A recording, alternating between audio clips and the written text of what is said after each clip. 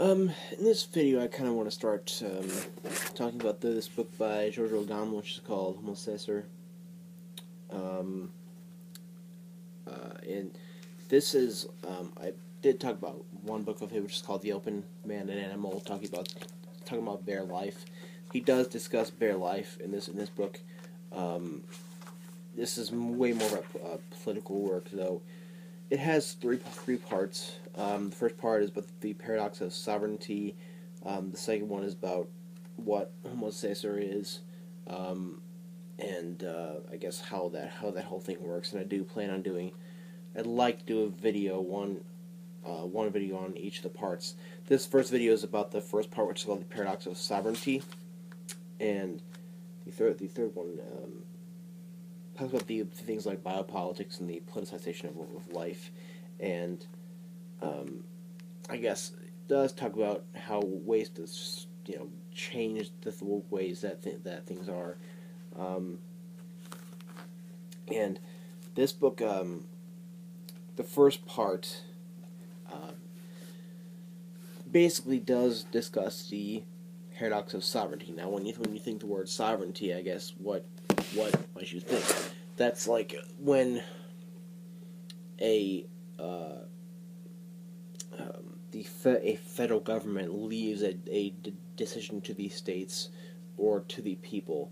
Well, it's mostly to the people, because if they talk about popular sovereignty, popular sovereignty is like something where you really let the people decide. It's like when the people decide who is gonna command, and it's like giving people sovereignty or power in what is chosen or what happens inside of a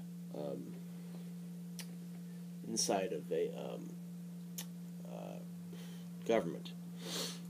So sovereignty, when you think of that word, that's about the people. And this whole part is talking about how there's basically a division between the juridical order, which, and the juridical order is the administration or the system of justice and right, which is basically the law, the way that the law is administered, and how decisions are made, and how laws are enforced, and how order is kind of kept. And he's talking about how the sovereign is inside and it's outside. And it's the kind of like exteriority versus interiority. And the sovereign mostly has to do with the people, how there's a division between the people and the juridical order. The paradox of sovereignty is that the sovereign is inside and it's outside at the very same time. The paradox is that it's said that the sovereign has the power of doing certain things, and the state of exception is the sovereign's ability to transcend the rule of law, or the ability to suspend the validity of law. The sovereign has the monopoly to decide. The sovereign gives the law its validity by, in a way, giving the law its power, giving the law its approval. The juridical political order has the inclusion of what is pushed out. He refers to Blanchot, Deleuze, and Guattari in this awesome work, and he refers to Foucault as well, confining the outside, and so this is all a lot of different words to kind of characterize one thing.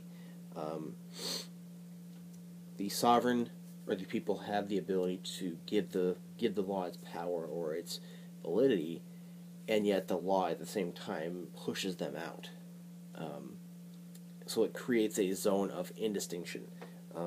The relation of exception is the or the relation by which something is included solely through its exclusion.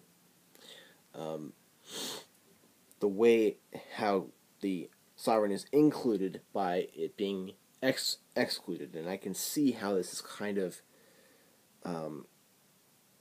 how I can see this in kind of the way things are politically in this country or the U.S. And the relation, it's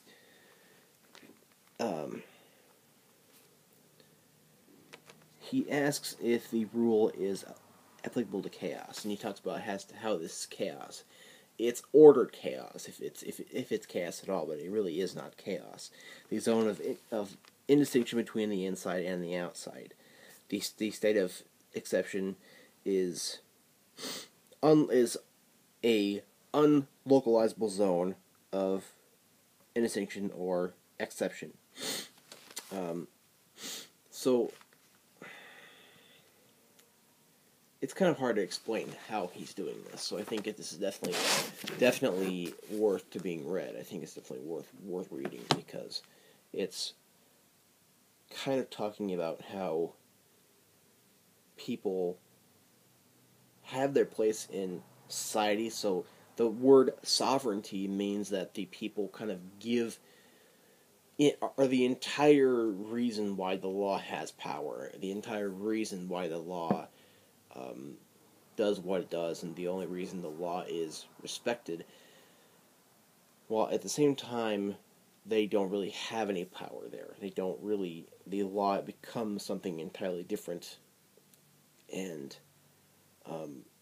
he also shows how this is a relation of violence, because the law is what can be what causes violence, but the people cause this, and they kind of almost in a way unknowingly bring that kind of violence on themselves because of this zone of indistinction of the paradox of sovereignty.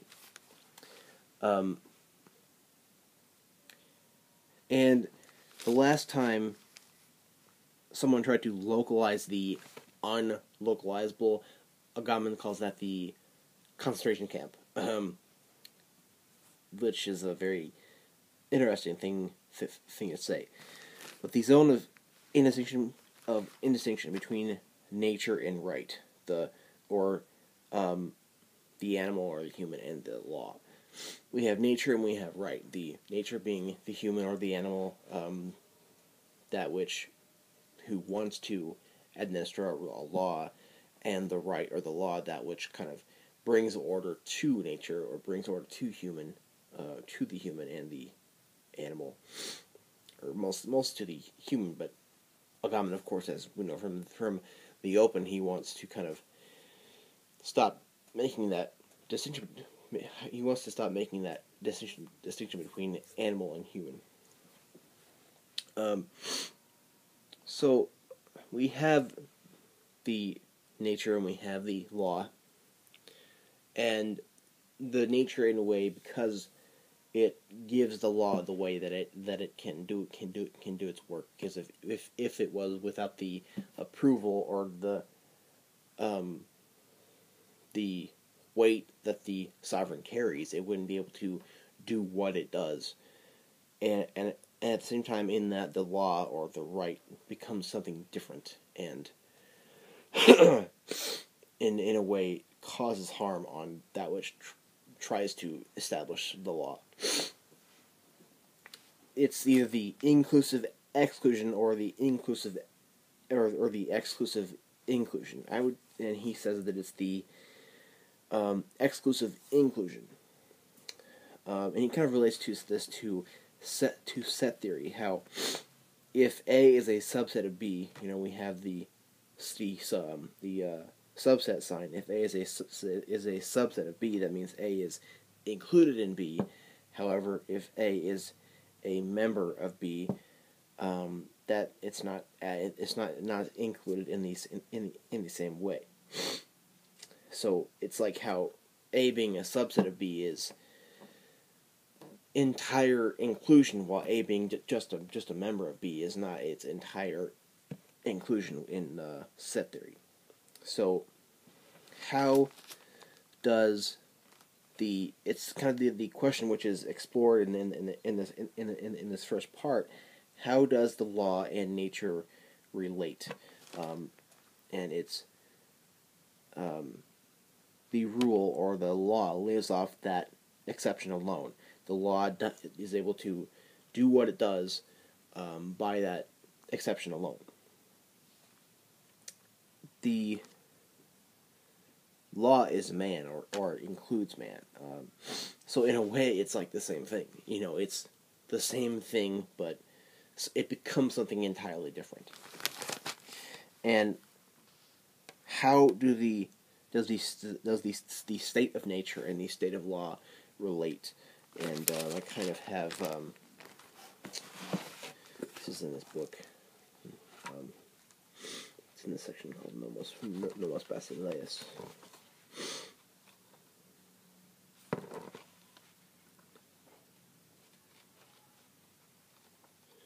Nomos Basileus. Okay. You see these two, the state of law and the state of nature, are the two different circles. They can either go like this, where, or they can go like that. That's how he's explaining this. So, how do we harmoniously and correctly construct this relation between these two, the state of nature and the state of law? And we have the constituted power and the constituting power. The constituted power exists in the state, the state of law. The constituting power exists in the outside state, or the state of nature. The power that constituting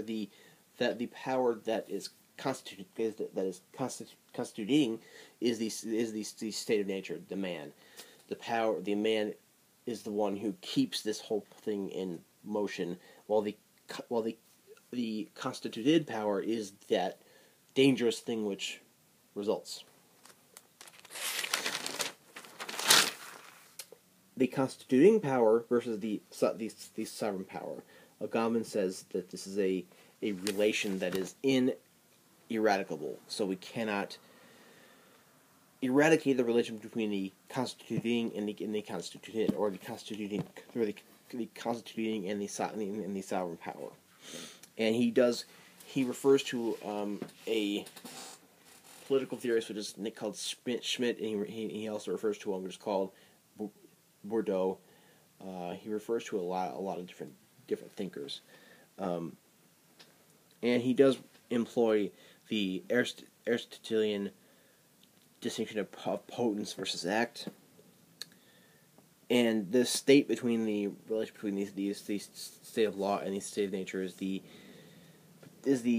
potentiality which cannot pass into actuality. The sovereign power maintains itself without passing into actuality. The sovereign power cannot entirely become the constituting power. So the sovereignty in that way is potentiality or potence. So then we have this concept that he gives later, which is called sovereign violence. And violence comes from the law. Walter Benjamin did discuss this, and it's something which is called Kritik der Gewalt, where you cannot separate the violence which is enacted upon the sovereign, because the violence is caused by the law, or the state of law. The zone of intersection between law and nature, the sovereign violence posits law. So Benjamin says that the bear of the link between violence and law is the bare life. And Agamben uses that concept. So Homo Sacer is, which is, it's a Latin term which came from Pompeius Festus, which was a Roman who said that. I think he was a Roman Empire, but he said that it's the paradox of sacred life. If a man kills a man, we can't. If a criminal, if a criminal or if a criminal does something, how does it go?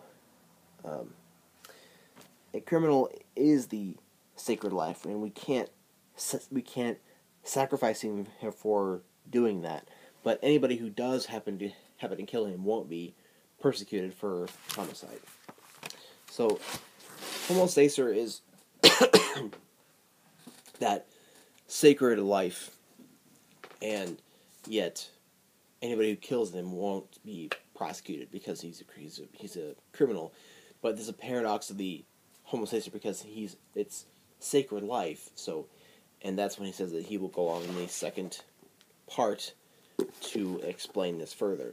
And I will make a video about the second part, which talks about, he kind of develops this concept of bare life, and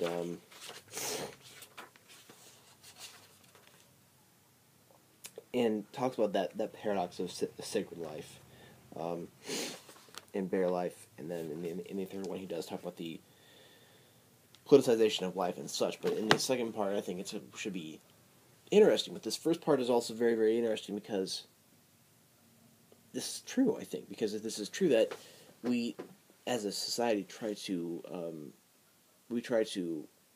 impose law or order on ourselves, and we create something dangerous for us through that. So, let me know your thoughts on this. If you think I said something wrong or did this wrong, please let me know. Or if you have a question on this, I can definitely discuss with you, because I would love to discuss. This is very juicy, interesting stuff.